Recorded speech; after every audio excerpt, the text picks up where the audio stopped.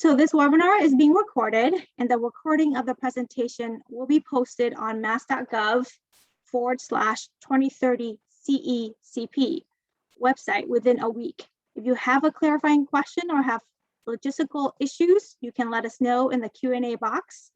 You can also submit questions in the Q&A box throughout the presentation, and we will try our best to answer them after the presentation ends. All right, I will turn it over to Judy Chang, our Undersecretary of Energy and Climate Solutions. Sorry, real quick. I just want to mention to the interpreters that they can start the recordings now. Sorry. Yes, please, interpreters, start your recording. Thank you, Turi. Great. Good afternoon, everyone. Thank you very much for participating and engaging with us. This slide shows the content of my presentation and the discussion that will follow. We are, for the purpose of these 2 hours, would be to receive public feedback on the interim CECP and really to have a chance to have a dialogue around what we are proposing to do moving forward.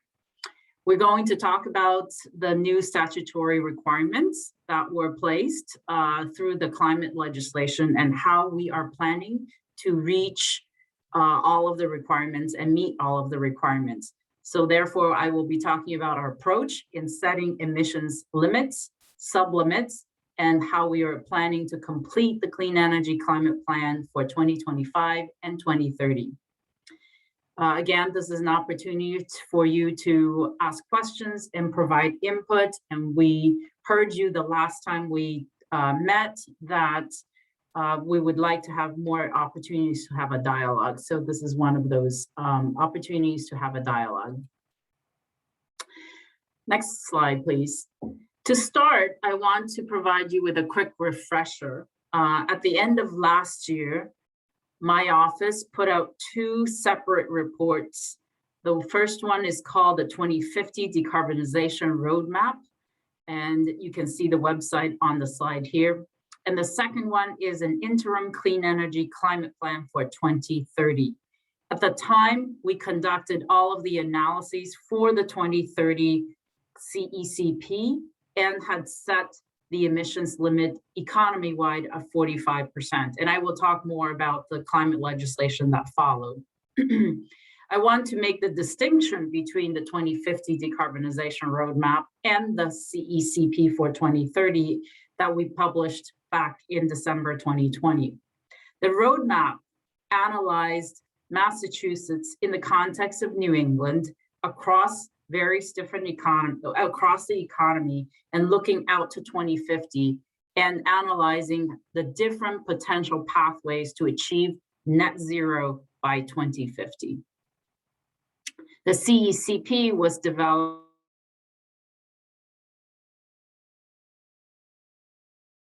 and to provide policy directions and strategies to achieve those emissions limits. From January to March, we received public comments on the interim 2030 CECP, and we had public webinar on the 2050 roadmap, as well as public webinars on the interim 2030 CECP. Next slide, please. We received over 1,000 comments on the interim CECP for 2030, and you can see the diagrams on the left-hand side on the slide about the type of comments that we received and the organizations that are represented. Of course, there were many diverse opinions and messages being presented in those comments. But in general, I want to share with you at the very high level, there are some significant comments received around the 3 topics you see on the slide. The first is equity, environmental justice in policy and support. Second is just transition and workforce development and training for both workers in fossil-based industries and environmental justice communities. And third, concerns about funding and financing of programs to support decarbonization. And we completely understand the sentiments behind these comments, and we are working hard to address as much as we can through the 2030 update or the update to the 2030 CECP. At the time, many showed support to raising the 2030 emissions limit from the, at the time, suggested limit of 45% to now included in the climate bill of 50%. Next slide, please. So there were a few months of discussions around a proposed legislation, which then passed, and on March 26th this year, Governor Baker signed into law an act creating a next generation roadmap for Massachusetts climate policy. In this, and I will spend the next few slides talking about this new law. First, on this slide, you see that we need to set statewide greenhouse gas emissions limit for every 5 years. The law has set it, and I'll show you in the next slide what the limits are. And we need to have sector-based statewide emissions across each of the plans and a roadmap plan to realize the emissions limit. Next slide, please.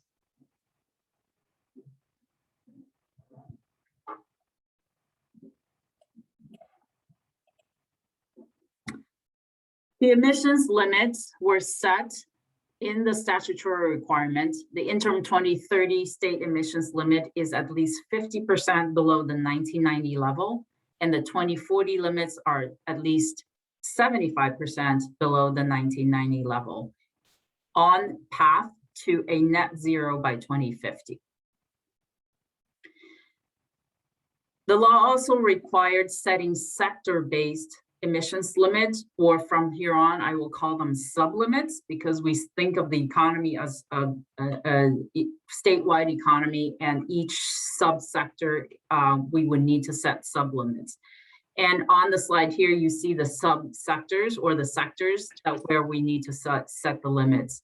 And these include electric power, transportation, commercial industrial heating and cooling, residential heating and cooling, industrial processes, natural gas distribution service, and any other sectors that they designate as subsectors and we would set sublimits for. Next slide, please.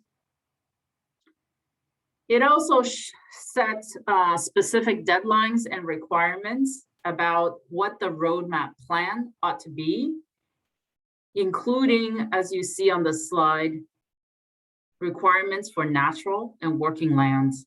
We are to set statewide baseline measurements and tracking of current carbon flux on natural working land, statewide goals to reduce greenhouse gas emissions and increase carbon sequestration capabilities from our natural working lands, and have a natural working land plan that outlines the actions to meet the statewide goals. On the right-hand side, you see the multiple deadlines. You can see that in the next 2 years, we have to update the 2025 and 2030 plan, including the emissions limit and the sublimits.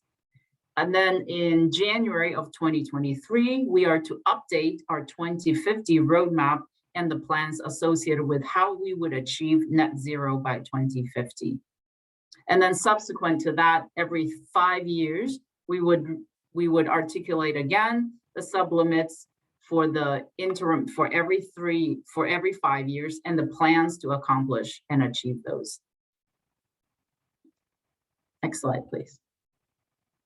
So in the next few slides, I want to share with you where we are with the 2025 and the 2030 CECP.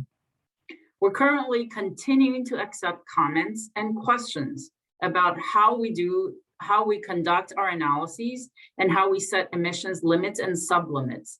So please continue to submit your comments to the website that you see, or the web link that you see on the screen here. We are committed to developing strategies, policies, and programs that help Massachusetts reach 50% reduction of emissions by 2030. We will also provide more specificity and clearer timelines. We're also committed to significantly expand the discussion of equity and just transition. As you heard earlier, those are some of the top priorities in the comments received. We will also improve the tracking of the CECP implementation on the website. Next slide, please. This slide shows really a reiteration of the interim 2030 plan. I just want to sort of level set of where we were back at the end of last year. We're aiming to achieve high efficient new construction for all new buildings in the Commonwealth. We aim to retrofit about 1 million homes and 350 million square feet of commercial buildings, particularly focusing on clean heating and high efficiency insulation for buildings. For transportation, we aim to achieve 750,000 new zero emission cars and trucks on the road and 20,000 new zero emission vehicle on the road by 2030. And reduce miles traveled for all light duty commuting miles. On the power sector, we aim to achieve 6,000 megawatts of new clean energy to be built and interconnected to our transmission and distribution system. We also aim to have completed the new regional transmission lines that we have procured. In addition, we will continue and have been continuing to interact and work with our independent system operator of New England on transmission planning and reforms to our clean energy market in the region. Next slide, please. So as you can see in the previous slide, we already had very ambitious targets for each sector. And this slide, I'm going to walk through a little bit slowly to just share with you how we analyze each of the sectors so that when we walk through the next few slides about each of the sectors, you have the context. This table has many numbers, and I will share with you what they mean. In the rows, we have building sector, transportation sector, electricity, and non-energy industrial. These are the way we currently track greenhouse gas emissions from the economy. In the columns, you can see the 1990 and the 2017 columns. The 1990 are the gross emissions, greenhouse gas emissions measured in million metric tons. You can see that the total was 94.5 million metric ton. By 2017, that total was reduced to 73 million metric ton, with about 23% reduction relative to the 1990 level. At the end of last year, to achieve about 45 to 48% reduction relative to 1990 level, we aim to reduce the emissions down to 49 million metric ton to 52 million metric ton. And now we want to work on how do we get our economy to achieve 50% by 2030. And of course, one of our other work is to make sure that we set ourselves today on the path to achieving the 50% and on the path to reaching net zero by 2050. So this slide shows you a few of the activities. This is not a comprehensive list, but these show some of the top priorities that we have already started to engage in to help us achieve the 50% reduction. 50% reduction on this table, you can see it's a 47 million metric ton by 2030. For each of the sector, I will go through very quickly. For the building sector, we are exploring and kicked off or beginning to kick off the Commission on Clean Heat to work with experts across the sectors that's touched by heating of buildings to really come forward with approaches, policies, programs, and most importantly, the actual emissions reduction goals for 2030 to get us to the path of net zero by 2050. In addition, our Department of Public Utilities had kicked off a regulatory process, working with all of our natural gas utilities to analyze and to evaluate potential ways to achieve net zero by 2050. In the transportation sector, we are, in addition to the policy directions that you saw in the previous slide, we're exploring opportunities to limit light-duty vehicle fleet growth. So in addition to transitioning our transportation sector to zero-emitting vehicles or electric vehicles, we're also looking at ways to reduce the growth of cars, just the use of cars. For the electric sector, the climate law already increased the renewable portfolio standard and created a municipal light plan commitment to reducing greenhouse emissions on their own, which will help to reduce the economy-wide or statewide emissions. On the non-energy and industrial sector, we hope to work with our federal partners on their actions to reduce the HFC, complemented by additional action from Mass DEP. Next slide, please. So that was to give you a flavor of the topics that we're working on to complement and to achieve the 50% reduction by 2030. In addition, in the next two slides, I wanted to share with you on a timeline basis, what are all of the tracks and of work we are doing to make sure that we meet our obligations to not only plan for 50% reduction, but actually to achieve 50% by 2030. The first segment here, called Clean Energy Climate Plan, I've already started to talk to you about, but we are also updating our energy pathway analysis that was part of the 2050 study. The reason we're doing so is that we have more up-to-date information and data. We're also hoping to parse out the analysis so that we can do a deeper dive on different parts of the state. In addition, we're reassessing the employment and macroeconomic impact of the policies and of the transition to clean economy. I already talked about the next few things, but we are aiming to set the CECP, the limits and the sublimits for 2025 and 2030 over the next 6 months to 9 months, with a target of submitting the plan and completing the plan on July 1st, 2022. The next sets of rows are on natural and working lands. We are conducting and extending our forest carbon analysis. We are now conducting a natural working land inventory improvements and how we're going to access better data and update the inventory. We're developing a natural working land plan as part of the CECP, and that will be used to update a 2050 plan. We will also be using this opportunity and the time to set natural working land baselines and goals for each of the subsequent 5-year time periods. On Commission for Clean Heat, we aim to kick that off relatively soon and develop clean heat recommendations over the next few months, in time for some of those recommendations to be included in the Clean Energy Climate Plan, with the continuation of policy deliberation through the end of next year. Next slide, please. The next set of rows include our work along the lines of environmental justice.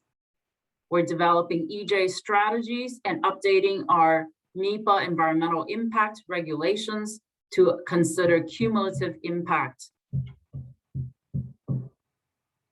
And you can see on the slide here, there are many opportunities for public engagement and providing input for you. The power sector, we have just received offers for the next round, for this third round of offshore wind RFP. We're aiming to procure another 1,600 megawatts. And the timelines are shown here on this teal set of lines, including long-term contracts for the Department of Public Utilities approval. The next set of included in the power sector, we're also kicking off a technical potential study, and really it's more of a statewide analysis of where the solar PV would be developed and deployed in the most cost-effective way, considering the constraints on our distribution and transmission grid. Again, we're working with our federal partners and our independent system operator on wholesale market reform to accommodate all of the clean energy resources that we aim to procure and to deploy in the state. On the transportation sector, we're continuing to develop the TCIP model rules and expand EV incentives and charging infrastructure. We're developing recommendations on mode shifts and land use associated with a decreasing emissions from the transportation sector. For the building sector, I think I covered some of these already. We first have already developed the greenhouse gas emissions goal for the 2022 and 2024 through 2024, the 3-year energy efficiency plan. That was directed by the climate legislation. That will set the goals for the next 3-year energy efficiency plan, which are going to be proposed and finalized in the next few months, where our Department of Public Utility will consider those plans and evaluate them. We're also working on developing the specialized stretch energy code regulations for new buildings, and then the implementation of the municipal opt-in stretch energy code. You can see the timeline on this table as well.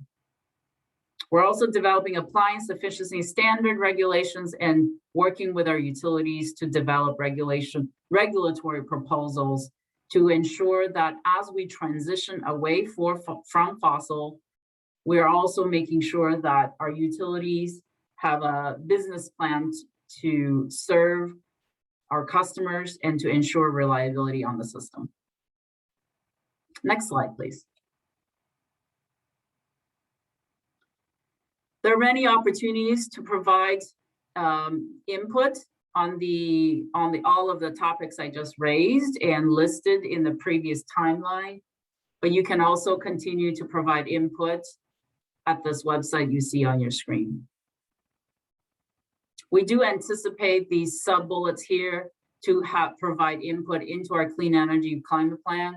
Essentially what we're doing is we're continuing our planning activities so that we have a goal and methods to achieve those goals for 2025 and 2030. But at the same time, because time is ticking and there are some no regrets strategies, we are also implementing many of these programs and initiatives. Next slide, please. Our goals for 2022, upcoming few months. We aimed for, by March of 2022, we will present and gather feedback on the proposed emissions limit and sublimits for 2025 and 2030. At that time, we will also propose goals for reducing emissions from our natural working lands and increasing carbon sequestration capabilities from our lands. We will also have policies and portfolios of policies that aim to achieve all the emissions limits and sublimits at that time, and we will hope to receive your feedback on a continual basis. Next slide, please.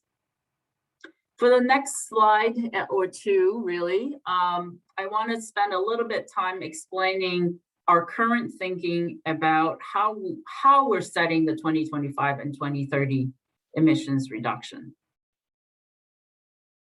This is a picture that shares with you how we're thinking about gross emissions and net emissions. And the reason we're focusing on this is because we we are aiming to reach net zero by 2050.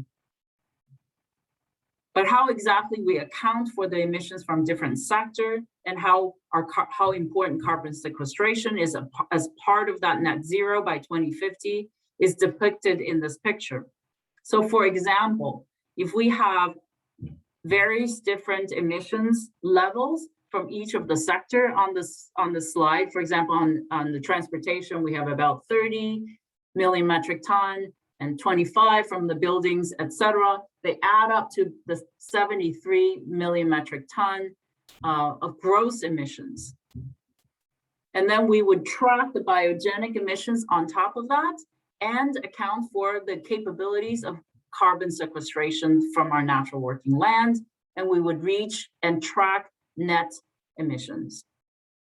So our proposal currently is to make sure that when we set our emissions target for 2025, 2030 and beyond, we are setting those on a gross basis while tracking the net emissions on an annual basis so that we keep track not only what our gross emissions are, but we also track on an annual basis what our net emissions are. Next slide, please. The next slide is really what I already talked about, but more using words. The net emissions is essentially our gross emissions, adding on top of that the biogenic emissions, and subtracted from it our capabilities to sequester carbon emissions. The next slide, I want to also give you an idea of our proposal and our current thinking about how to set the emissions sublimits. Before the climate legislation earlier this year, we had already set our economy-wide greenhouse gas emissions limits. We also set targets and policies to achieve sector-specific emissions limits. The gray box on the right-hand side is a repeat of what I showed you earlier in the climate law. These are the categories of the economy where the climate law states that we shall set limits and sublimits to. On the left-hand side of the slide, this is our proposal of how to set and how to categorize emissions. And really the major difference here is from the electric power sector, we propose to continue to track emissions from our electricity sector from the resource level. That means when a power generation produces power, we're tracking the emissions associated with the production of that electricity. And then if you move down on the building side, we propose for building sectors to actually track and set the limits at the building level and count only the emissions from the on-site fuel use. This means that there won't be any overlap in the emissions accounting between the electric power sector and the building sector if we keep the on-site fuel use and the emissions associated with on-site fuel use at the building level. We will also track the electricity consumption by buildings. So for example, I use, in my home, I use gas for heating. So just taking my house as one unit, we would track the emissions from the gas usage, but we don't account the emissions from the electric use. Of course, I have, electricity for lighting and for appliances. We won't track the emissions for this building on the electricity use. Instead, we account for all of the emissions from the electric sector at the source of the electricity production. I will be happy to answer any questions if this section is not clear. At this point, I want to go to the next slide and open up for discussion. We have three prompting questions. And really is to prompt the dialogue and to initiate this dialogue. We have a few proposals and I want to hear from you what your thoughts are setting the emissions reduction at the gross level and tracking the net emissions over time. And what I just presented in the last slide, how we track greenhouse gas emissions from each sector and how we set the sublimits from each sector. And then the third question is really just generally, do you have any concerns with some of the things that I just stated in how we're moving forward and how we're planning the Clean Energy Climate Plan for 2025 and 2030. So at this time, I'd like to open it up. If you have any questions about what's presented today, or you want to provide your input on these topics, you can submit first of all, you can submit it in writing to gwsa@mass.gov. You can also ask a question now by raising your hand, and we will try to accommodate as many people as we can and have you have a chance to raise your comments and ask your questions. We do ask you, if you're speaking, to limit your comments to 2 minutes. And we don't want to be rude, but around 2 minutes, we will probably prompt you to close out your comments if you are speaking, just so that we have enough time for everybody who wants to speak to have an opportunity to do so. You can also use the Q&A, and I see there are many questions already in the Q&A. You can also ask the questions in the Q&A. We will try to answer and address as many questions as possible. To the point that there are several questions around the same topic, we will try to summarize the questions by categories of topic and then try to address them that way. If you're joining us from phone alone, please press *9 to indicate you would like to speak. It's as equivalent to raising your hand. And when we call on you, you need to press *6 to unmute yourself. And it takes kind of a few seconds to do that. I had to do that this morning, and I kind of had to scramble to do that. And again, if you speak, please do limit your comments to about 2 minutes. Thank you very much. And I want to open this up for participants now. Thank you. Great. Judy, for us, please let's select the English option so we can hear any questions interpreted back to English from the interpreters. So, well, others who want to participate and listen in English, you're okay to remain where you are. It's just Judy and I who has to move into the English channel.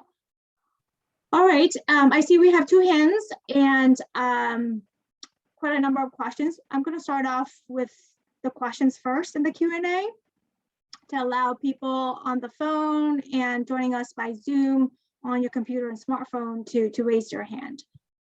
We have a couple questions about the Clean Energy and Climate Plan for 2025 and 2030, asking if we will have a draft available before the deadline for public comments.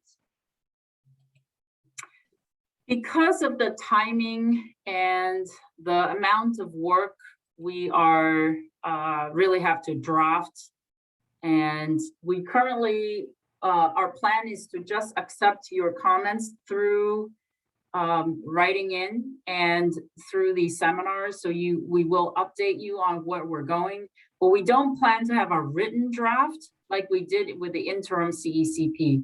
In other words, treat the interim CECP as our draft, as it was a draft, and we will take your comments on those as we have in the past. And we're not planning to send another draft out and wait several months for comments and then redrafting. We want to complete this plan by July, and we have a lot of work to do that. Great. We have quite a few questions on specialized stretch building codes. The gist of these questions are, what is the timeline of their development? When does the BBRS come into play? And when will we have public comments? And then for the codes themselves, will it be a net zero? Will it only be on energy efficiency improvements, or will it require buildings to be net zero carbon? Okay.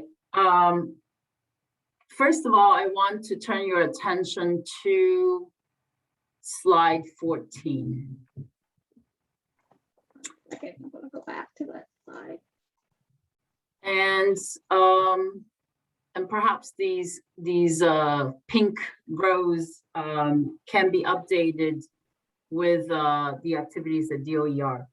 So we are currently at the beginning stage of developing both the base building code, the stretch energy code, and the municipal opt-in specialized stretch code, with the requirement of defining net zero building and net zero performance standards. The timeline is that this shall be promulgated at the end of 2022 or beginning of 2023. I'm kind of going off my memory now. And there will be 5 or 6, at least 5, I think, or at least 6 public hearings on those codes. So there will be many opportunities to provide your input, and there will be many opportunities for stakeholder questions and answers and deliberation on those codes. So I think on a broad scope basis, that's the timeline. Currently, DOER, Department of Energy Resources, is planning to have a straw man approach. And then as soon as there is some preliminary strawman approach, we're anticipating to use those to engage with the public as soon as possible and with stakeholders that are interested in this topic. It is a very short time to conduct all of the stakeholder meetings, as well as developing the base code, the stretch code, and the opt-in specialized stretch code. So there's a whole team working on that right now, and there will be, again, many opportunities over the next 15 months or so to provide input. And if I might add, folks, you can go to mass.gov/2030 CECP. There's this table here. I took a screenshot of it for the slide, but there's a table on that webpage that shows the different public processes that are right now happening or will be available soon. And so specialized stretch energy code is listed at the bottom. We don't have a website or a sign-up sheet for that yet, but please monitor this webpage, and it should be updated soon with more information for you to follow their development and how you can provide comments. And we have a question. So one more question here, and then we're going to go to the raised hands. We have a question here from Rachel. How could the public learn more about the Clean Heat Commission, who sits in it, the meeting schedule, etc.? How can the public know how the commission will be split up in terms of sectors and deciding limits? Sorry, were both of those questions associated with the Clean Heat Commission, or was the second half about something else? I'll read the second half verbatim, but I think it's meant to be on the Clean Heat Commission. Do you know how they'll split up sectors in deciding limits? They meaning the commission. Okay. The Clean Heat Commission is being developed right now, and we have a short list of potential participants, and we hope to convene that as soon as possible. The activities, the timeline is that the Clean Heat Commission will continue until the end of 2022. However, I target that the commission will work really hard to provide emissions limit and really sublimit for the heating sector for buildings, so that we can account for those recommendations in setting the limits and sublimits for 2025 and 2030 in the CECP by middle of next year. So, and then after that, the commission will continue to work and provide recommendations for ongoing policies and programs. The commission will be made up with diverse people with different backgrounds and perspectives. The goal is to bring together the experts and the experience from various different, I wouldn't say sector, but different parts of expertise that will be affected by policies around clean heating and really reducing the emissions from heating sector. As soon as we set that up, the website that Han just talked about will be updated, and we will share with the public the participants of that commission.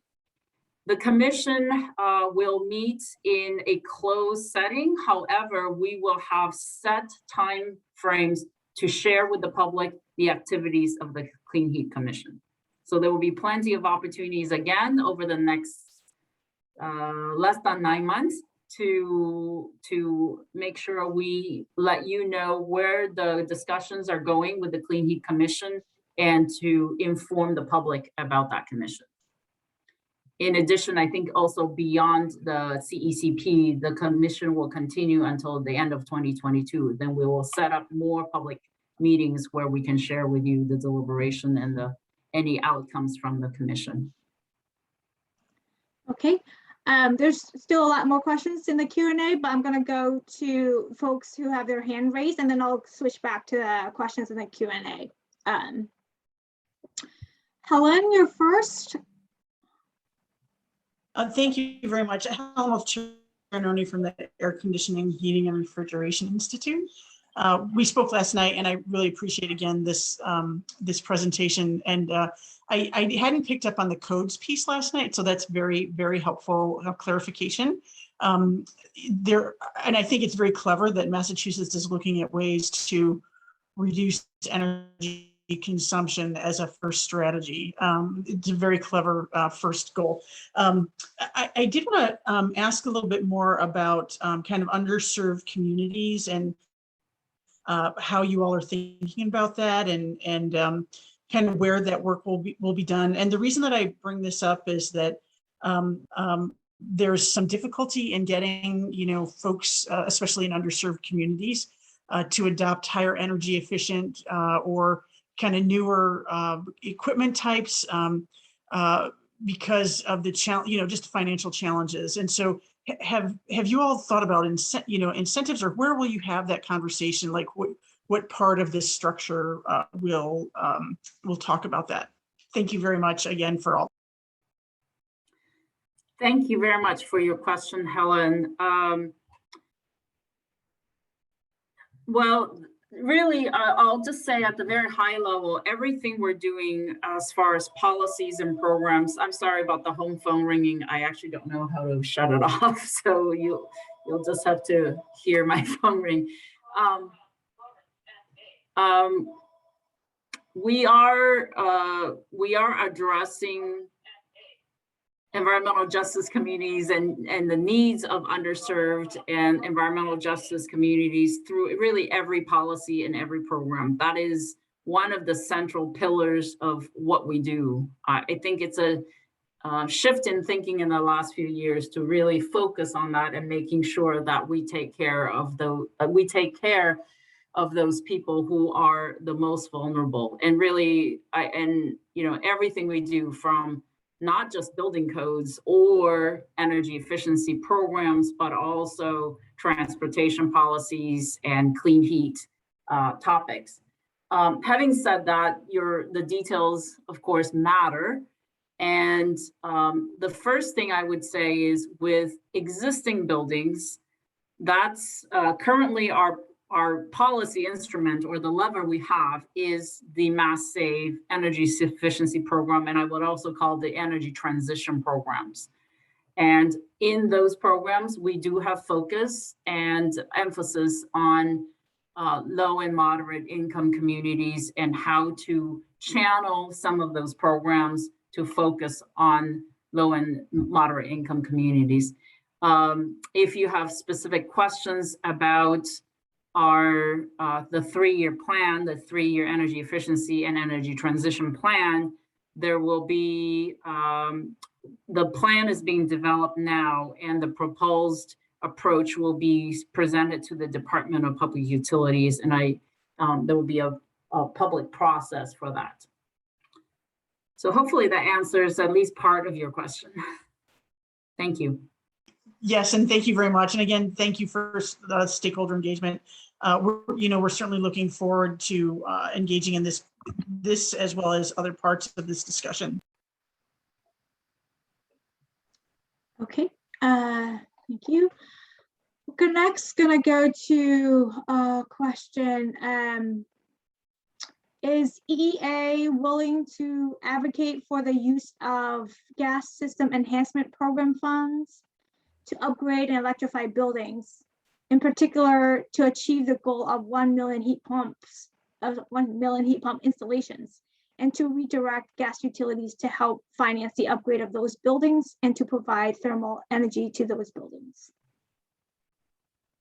Okay, it seems like there are several questions embedded in one. I will just say that the energy efficiency plan and the energy transition associated with that are using ratepayers' costs or money, both from electric users and gas users, to fund both energy efficiency programs as well as energy transition. The GSEP, which is, I believe, if I understand the question correctly, I think that is the fund used to maintain the existing pipelines and to reduce leaks, to ensure reliability of existing pipelines. So I don't believe that fund is set aside for energy transition or energy efficiency. On the topic of energy efficiency, we have a question here about how we are coordinating with the 3-year plan of Mass Save Energy Efficiency Program. They provide the rebates incentives for heat pumps. The new plan is being adopted now for 2022 through 2024 implementation. So this person is wondering how we're coordinating on the development of that plan. Yeah, we're completely coordinated with that. The secretary had set the greenhouse gas emissions reduction associated with that 3-year plan, the 2022 to 2024 plan. And those emissions reduction will be accounted for in the Clean Energy Climate Plan. We're basically assuming that we have set those goals and the energy efficiency plan and the energy transition plans will meet those goals under the 3-year plan. So we're, I'll just say, completely internalizing that program into our accounting of the emissions and setting those emissions reductions. Okay, we're gonna go back to the folks who have their hand raised now. Tina Groskowski, you're up next. Thank you. And thank you for the presentation today and all the engagement that you involved in. I'm going to bring a subject that I've raised once before and did have a conversation with Han about, but I'm going to raise it again because I think it's so critical to the success of the CECP and the work that all of us are engaged in going forward. And there's no magic wand to make all happen. And the engagement of all of the citizens and residents in Massachusetts are critical. So my question is, how you engage through some kind of media campaign, educating Mass residents about the science and the importance of this transition, and then specifically about the transition that the state is planning. And thank you very much. Tina, thank you very much for your question. I do believe it's a very important component of our work. To be honest, we don't currently have an entire sort of public awareness program set up to fully inform and educate the public. I do believe that is a very important and critical piece of energy transition and greenhouse gas emissions reduction in general, because your activities, your actions, and my choices are all very important in this transition. People have said it in different ways. Essentially, the governments can only create incentive and structures to help the transition.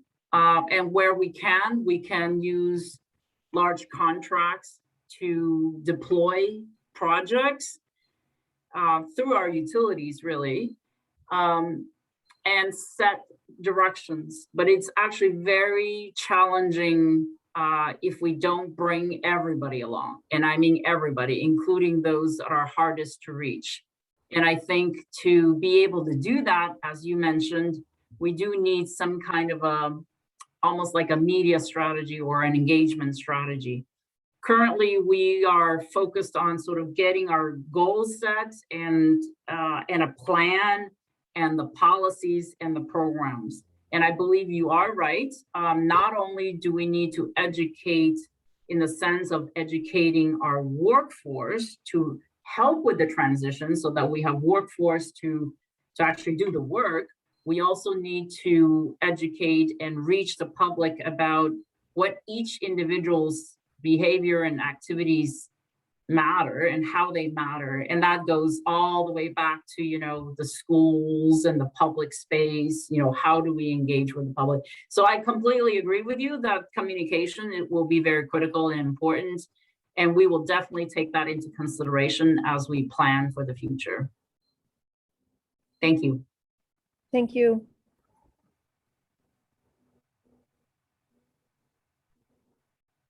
We're going to go to some questions in the Q&A. I lost my place. Apologies, 1 second. I think it's about, okay, sorry. This question I meant to answer because it's a simple yes. The question is, does the emission accounting for the power sector include emissions from the power generated out of state, but imported into Massachusetts for our use here? And inventory says yes. So I meant to reply that in the chat. One more, can you explain, well, Judy, can you explain more about how biogenic carbon increases? Interested in a walk? I'm going to mute you, Tina. Can you explain more about how biogenic carbon increases the net carbon emissions? What would that mean that biofuels do not decrease the state emissions towards the targets? Yes, it's not just biofuels, but our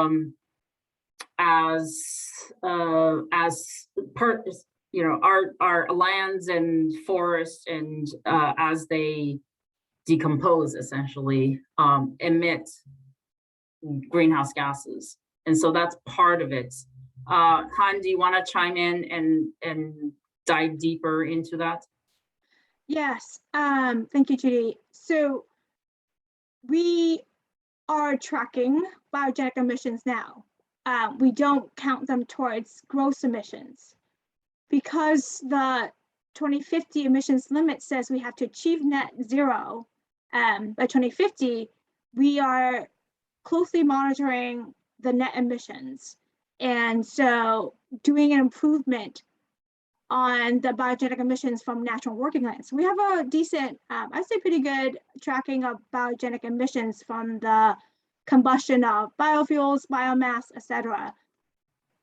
Not so much of the biogenic emissions from natural working lands, like the deforestation of forest, the methane emissions from wetlands, and other greenhouse gas emissions associated with farming, soil management, etc., and farming.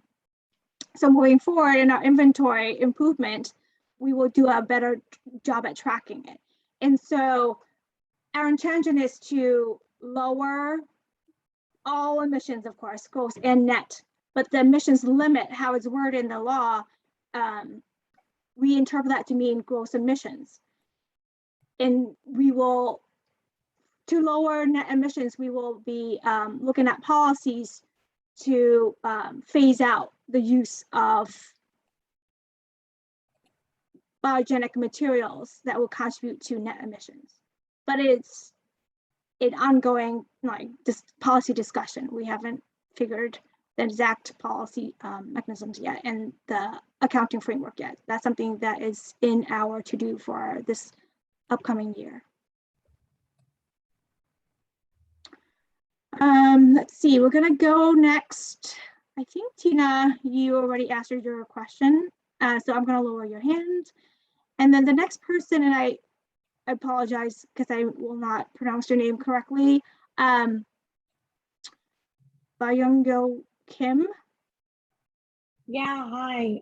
Thank you for calling on me and for the presentation. I was wondering, how are you guys going to address the impact of the military? Because the US military is one of the largest polluters on the planet.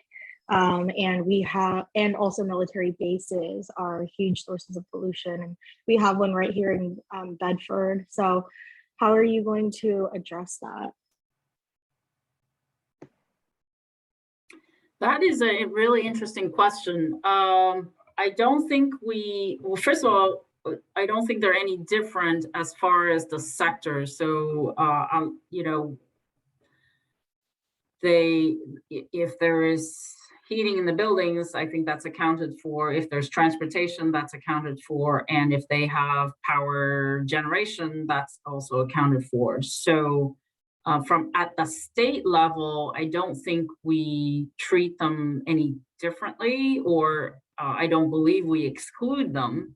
I also know that the US military has a significant effort underway to transition to clean resources and clean energy. And that's probably something we can take a closer look at. And thank you for your comment on that.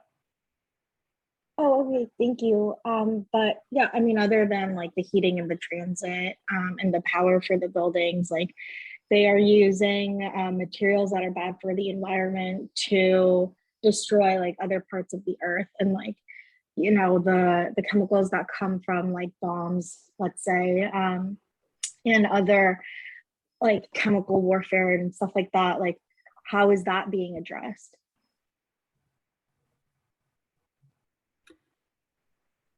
I think you raise a really good question about the military, but the way we're looking at this from a state level emissions reduction, we are actually not accounting for leakage the way probably one should or one could. We're also not looking at the entire carbon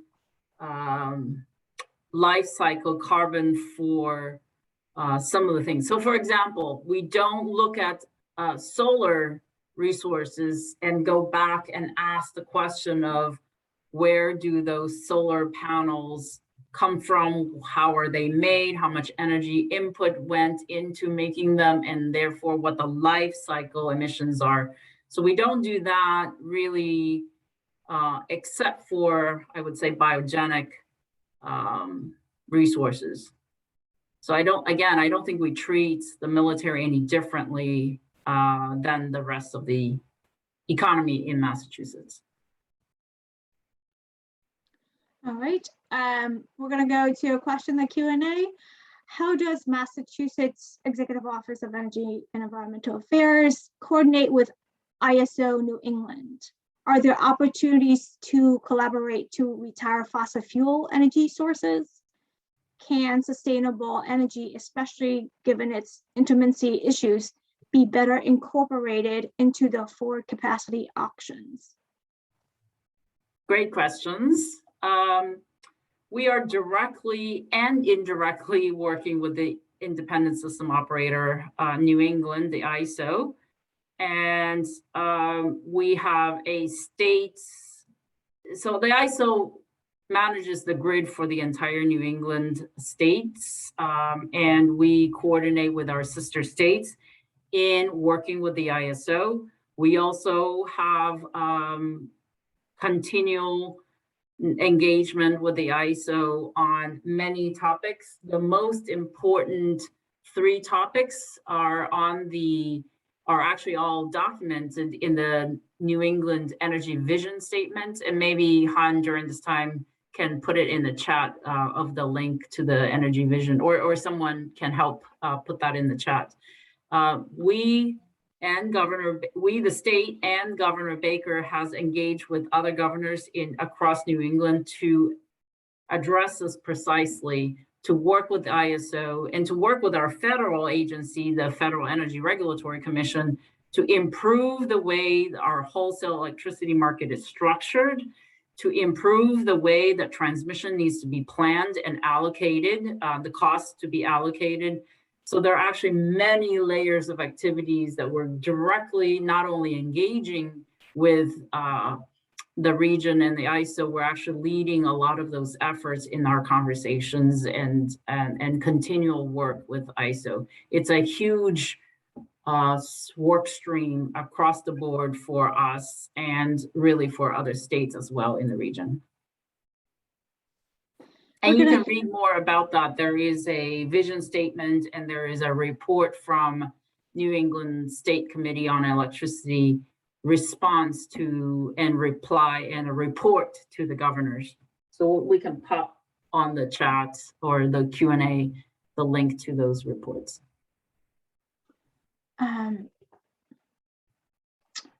I'm not sure how to do that, but state staff who are observing this meeting, please feel free to put that in the Q&A and I will press the button to publish it. I'm not sure how to do it from a co-host perspective. We're going to go next to Kyle Murray. Hi, Kyle Murray from Acadia Center. Thank you for taking my question. So you mentioned earlier that on the timeline for the CECP, that despite it switching the limit going from 45% to 50%, that there wasn't going to be another interim report to comment on, and that to treat this report as the one to be commenting on for the 50%, but the change from 45 to 50% is pretty substantial, and it's going to require some difficult decisions. And I think it's very difficult for us to provide substantive comments on that without knowing what the administration plans to do and how to get there. So I would just like to really urge the opportunity to really just to see that analysis and be able to comment on what the updated analysis is before there's a final report issued. Thank you. Yeah, I encourage you to go back to the slides that we shared here today, and then we will also continue to update with additional opportunities like this one to update the public about where we're heading when it comes to changes and how we're hoping to, how we set the emissions reduction and how we're going to achieve those emissions reduction. We have a question in the Q&A similar to this line of question. Are there specific policy recommendations from the first set of public comments that we'll be including in the next version of the CECP? And will those policy recommendations for the new CECP be shared publicly at some point? I think the best way to think about this is you'll notice, again, slide 12, 13, and 14, once you go back to it, shows you the areas of improvements or updates that we're aiming to work on. Just reminding you, for example, just on the municipal opt-in stretch energy code, that was a proposal in the interim CECP. And now we're actually drafting those proposed new codes and deliberating with the public about those. That's the plan. That's already shown in the timeline. So many of the things that we were, I would say a few things that we were proposing in the interim, we're actually moving forward with the implementation, and they all have separate tracks of public engagement. In addition, yes, we will have and we will need some additional programs or policies to achieve 50%.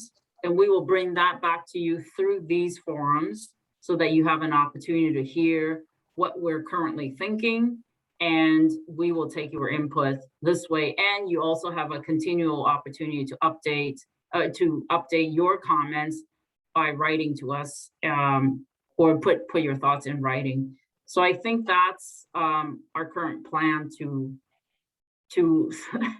sort of plan and implement and engage with the public and take all of your comments as we draft the new plan. And just to add to what Judy said, we do plan to have another set of public meetings early next year to talk more specifically about the policies and the updated CECP. All right, we're gonna, let's see, we're gonna go to Pete Dunbeck.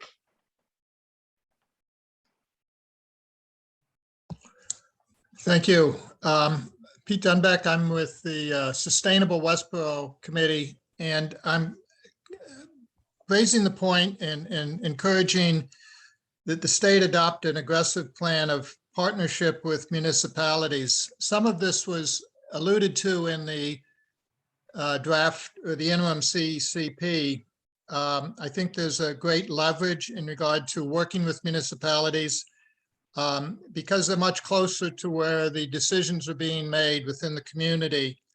And there's a level of understanding and trust within the community that exists with the local government that may not come from the state level. And the partnership I'm referring to is really a two-way connection where the municipalities can actually provide very granular feedback on barriers where programs are not being successful or not being adopted. I think the investment in this that I'm describing is not a lot of financial investment. It's some time and support, but it would provide great leverage of the municipalities' efforts that are underway already, as well as many volunteer hours. The scope of this includes technical skills. I believe it was Tina earlier who raised the issues around explaining policies and science and so forth. But beyond that, it's down into the technical skills of building deep energy retrofit and energy efficiency, which is very, very local and very specific. And municipal governments are just not set up with that level of skill and community engagement. So I think there's a partnership that would be very beneficial to the state program, and I'm encouraging that you consider that. Yeah, Pete, thank you very much. And thanks to Tina earlier to raising that as well. I do think you're absolutely right. Partnering up with our municipal cities and towns is a key to communicating and to share not only what we're doing, but also what we might know and what we might not know, as you pointed out, or certain things that might not be working for certain communities. You're absolutely right. We definitely will take that to heart and think about whether there should be something formal set up for that. But in the meantime, I do encourage you to continue to engage with us. There are many cities and towns engage with us directly and provide feedback on not only the CCP, but really on all of our policies and programs. So I do encourage you to continue to do that.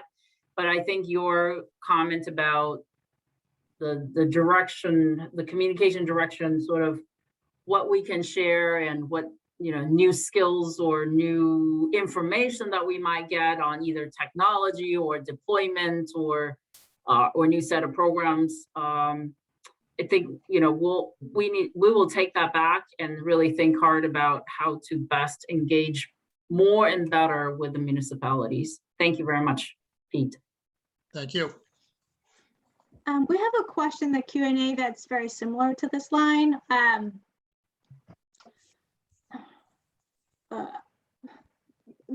So municipalities, well, this question says, municipalities are struggling to understand the rules on using ARPA money for hiring climate staff to do more climate planning and implementation.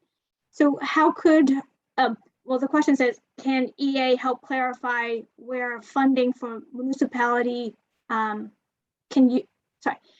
EA help clarify where funding for municipal hires may come from? Yeah, that's a very specific question about ARPA and ARPA money spending and the requirements about ARPA.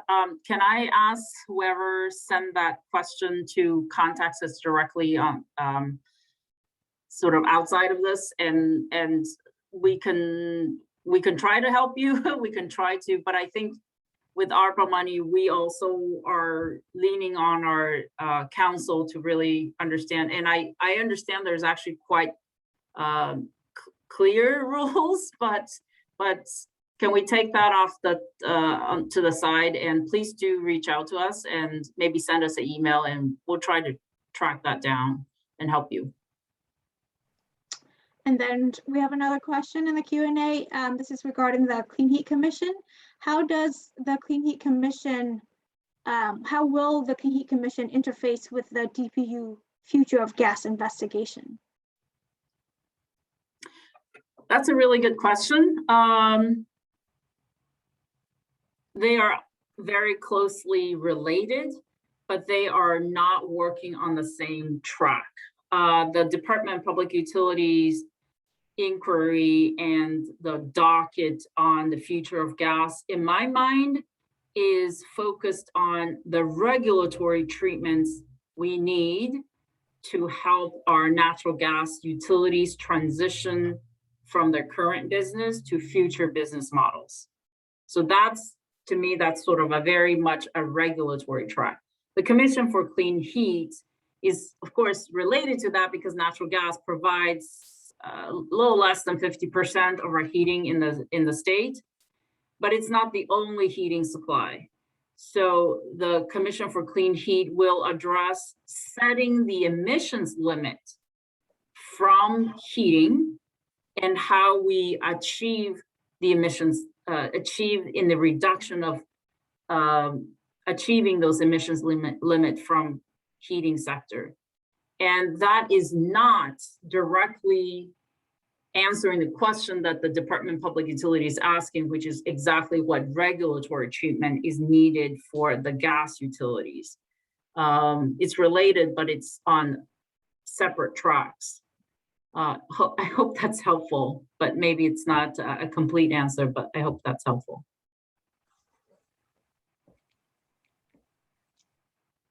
We're going to go to Sarah Ross now.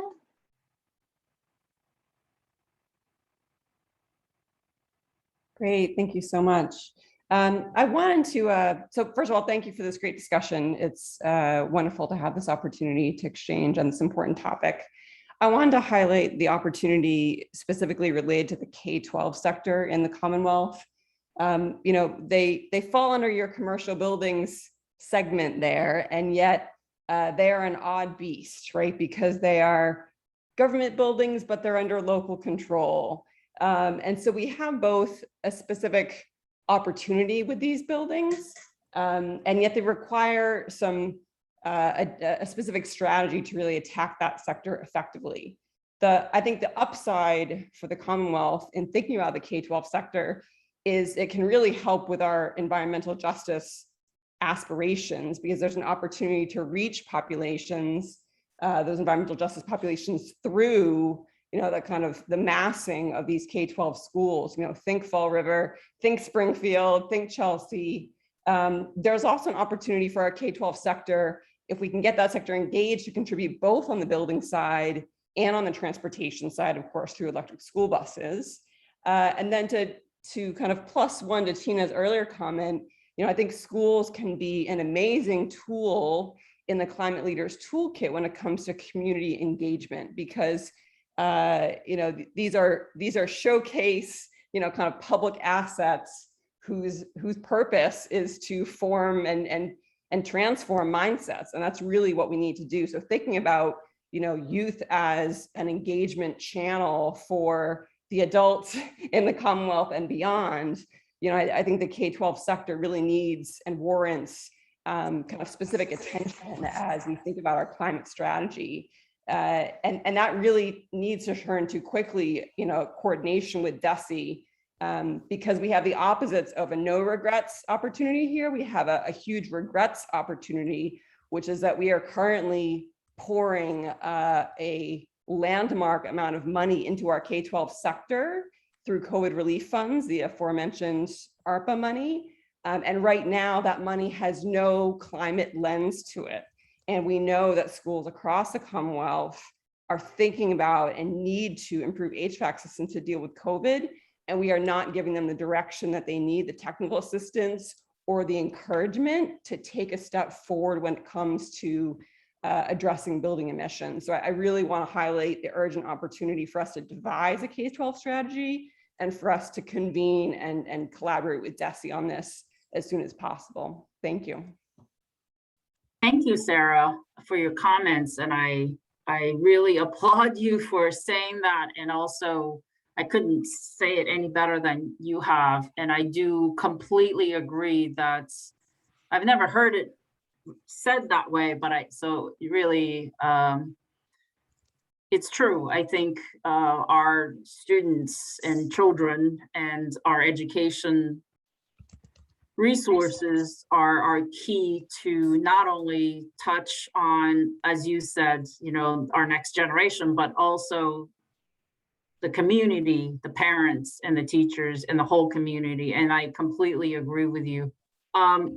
I'll just say this at the maybe for sake of saving time, but we will take your comments to heart as well and really think about what we can do to collaborate with education sector to do the things that you said are really hard to do. And we really have a responsibility to make sure that information is shared, as well as funds are provided to improve ventilation in buildings. We have a way to capture that opportunity, as well as electrifying transportation means that some of the money or some of the incentives can go to electric school bus, because they provide a multiplicative factor of when you reach students in the communities around schools.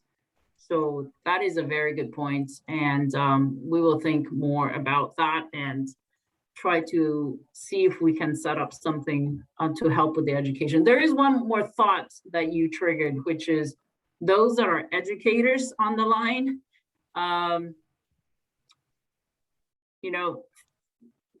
provide us your thoughts about how we can better engage, whether it's sort of a one-off situation where we can go to the schools and help, or at the state level, provide materials and opportunities to educate, or provide education materials or information to help the schools and to help guide the schools. And of course, all the students to be more engaged in this topic. And again, like I said before, we're really, the government is sort of setting a path, and we're really encouraging everybody to do their part, right? And part of this strategy and part of reducing emissions actually requires everybody to chip in. So the next generation, you're right, it's only regrets option if we miss the opportunity. But I'd also encourage folks who are on the line in the education field to perhaps help us think through how we can best do that. And maybe incorporate them in our plan, in our education plan or a communication plan as part of our clean energy climate plan. Wonderful. Thank you for that comment, Sarah. I'll take that as our homework, and we will be in touch. We'd love to help think through a plan. Thank you so Yeah, much. that would be great. Thank you. Great. Take care. One thought about that too is we have a IAC. Can you help me what IAC?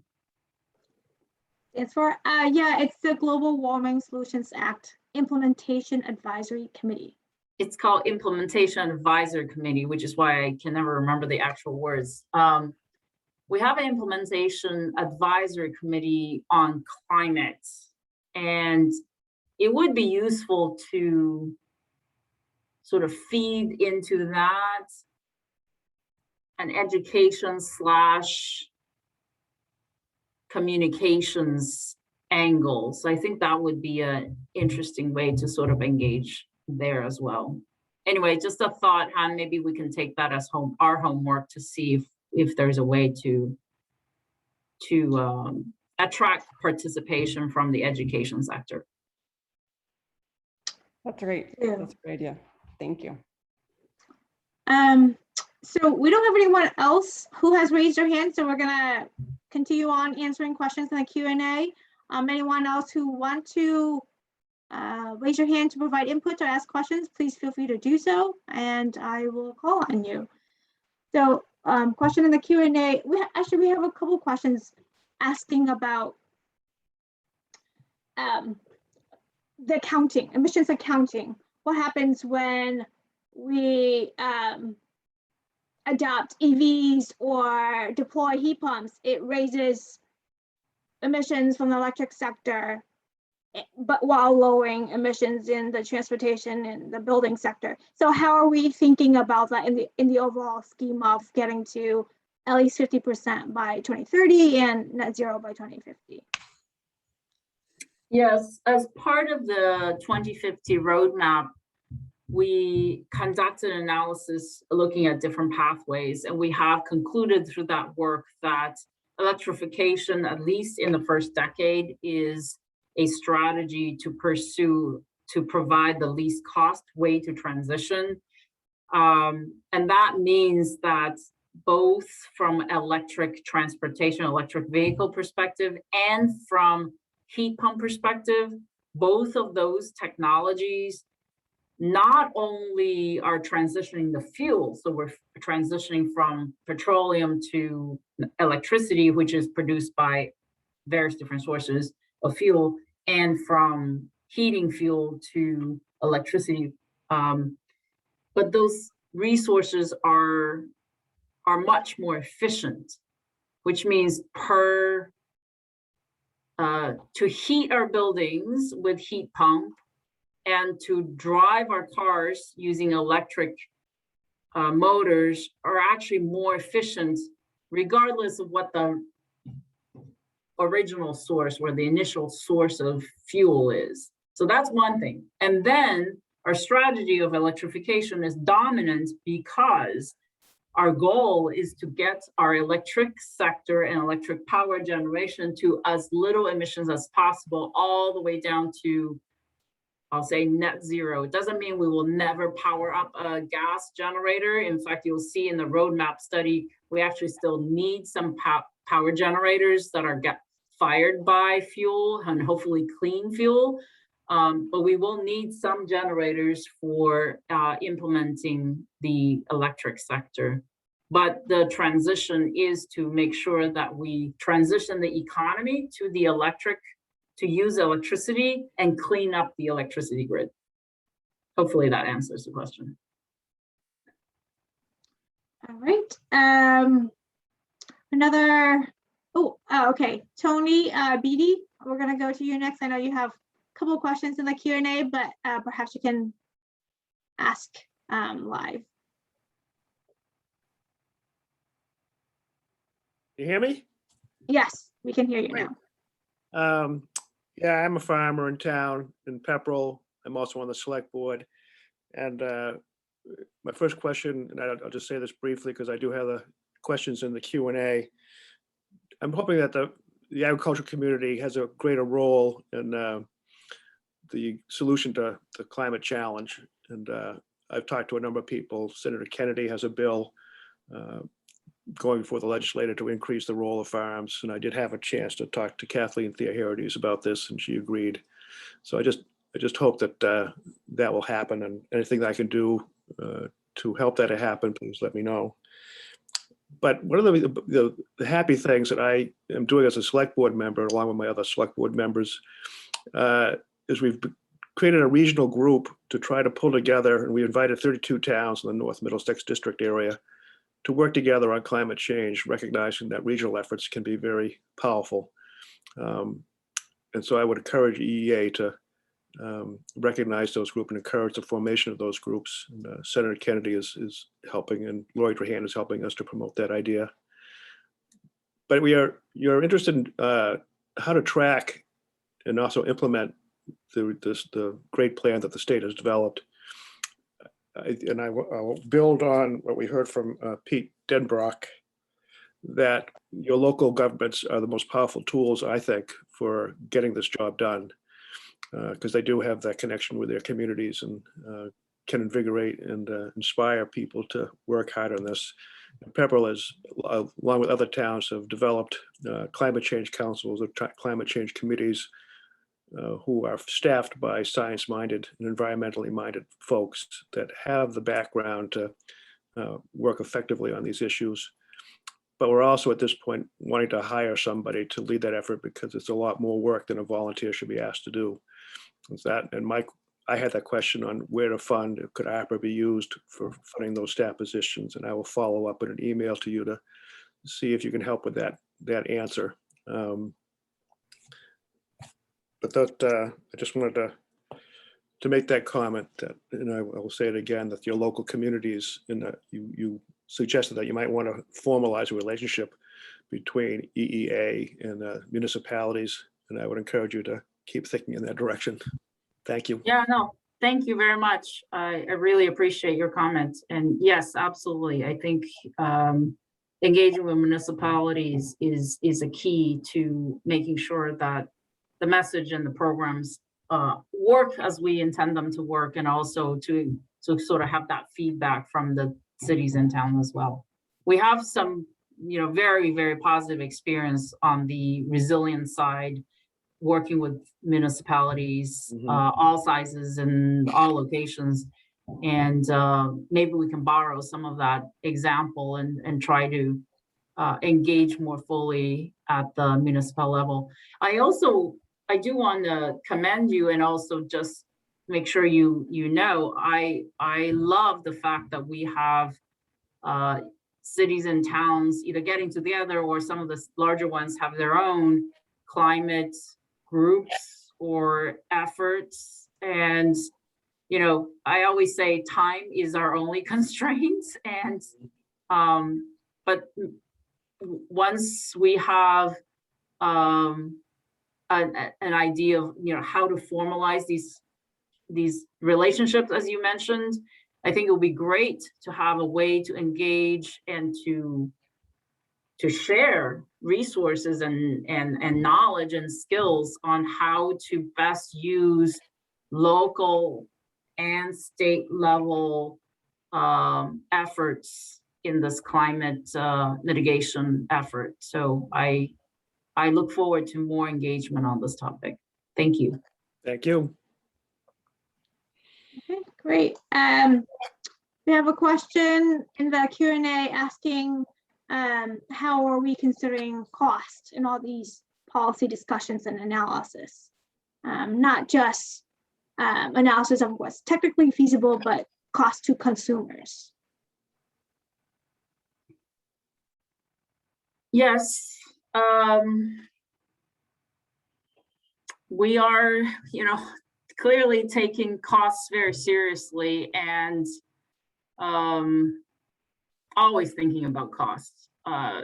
For those programs that are using ratepayers' money to engage, we're always concerned about cost to ratepayers and the bill impact of those that have to pay for electricity and fuels.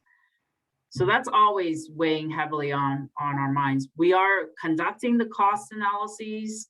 And I think as an economist, I encourage though people to think about costs in a more holistic way, which is the cost of not doing something is also a cost. So when we think about costs and benefits, we are weighing, really in all of our policies, we're weighing the cost of implementing something and the value of those implementation. So we're very careful. We try to be as careful as possible in making sure that we don't increase the burden of ratepayers, particularly. But we also need to acknowledge and quantify the benefits of some of these programs and the cost of not doing the right thing. So another example is building codes. If we don't build the next generation of new buildings the right way, in the most efficient way, at the outset, we will spend more money in the future years to have to retrofit the buildings that we're building today and moving forward. So we're thinking about that, not just the cost today, but we're actually thinking about the life cycle or the life cost of those buildings, just to give you an example. Thank you. All right, I think that's it. And we do have a few more questions, but they're very specific. And so I would encourage those who haven't had their question answered live to please email us at gwsa@mass.gov, and we can get those specific answers to you. Anyone else who are with us who want to provide comments or ask questions and haven't got a chance to do so live, please feel free to raise your hand and I will unmute you while we wait for, oh, I see a hand, but before we go to Susan, Judy, can you clarify again or explain again, what are the opportunities for the public to engage on the clean energy and climate plan? If we don't have another draft for the public to comment on before the deadline, how can they engage on the limits and sub-limits that we will propose as well as the policies? Yeah, the first thing to do is to make sure you have a chance to review the interim CECP that was published last December, and then to review the slide deck in here that it summarizes some of the topics and it asks the questions that we're asking ourselves and analyzing now is where the increases will be and where we're engaging to improve or to increase the emissions reduction. So go back to these slides, and if you have any questions or comments or suggestions, please email us. In addition, we will have another webinar once we have our direction on the sublimits, as you see on this slide here that Han is sharing. So at that point, we will have another opportunity, a live opportunity for you to engage, but we will open up the sort of Q&A and written inputs all along this time frame. So feel free to contact us through that. Okay, we're going to go to Susan now. Susan P. Good afternoon. Thank you so much for this opportunity to comment. This is an ambitious plan, and I'm excited that it's so far reaching. My comments today are regarding forests that will be for our carbon storage. As forests store up to 20% of CO2 emissions, why not have a moratorium on logging and the management of our public forests while we study sequestration? I also have a second question, which is, will biomass still receive subsidies even though it clearly contributes to CO2 emissions? Thank you. Thank you, Susan. I take your point, and we will take those into consideration.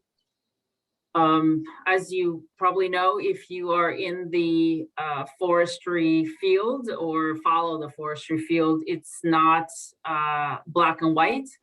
And even the science is not black and white at this moment. It's not as simple as just no more cutting completely to help with the health of our forests. I myself, I'll just admit, I'm not the expert on forest or forestry, or however, we do a lot of reading and hearing different perspectives on this, and we will definitely take your comments and consider them in our policy setting. Thank you. All right.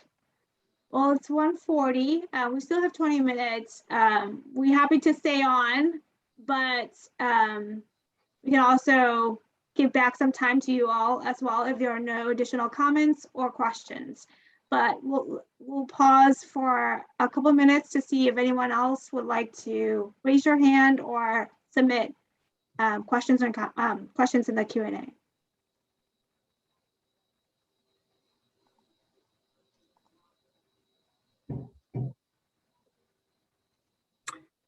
Well, I will just say, take this moment to thank everybody's participation and jumping on the line like this with us. I know Zoom is not ideal, but at the same time, it also provides an opportunity for more people to log in and to jump on the video and call. So I appreciate everybody participating on this Friday afternoon in a fall day. So if there are no more questions, we will be closing this call up a little bit early and give you back 20 minutes or so on a Friday afternoon. And we will continue to engage. And don't forget that you always have an opportunity to email us, and we'll be happy to discuss or have take your input directly. Thank you very much again, and all of your comments are very valuable to us, and I appreciate you taking the time. Thank you. Thank you.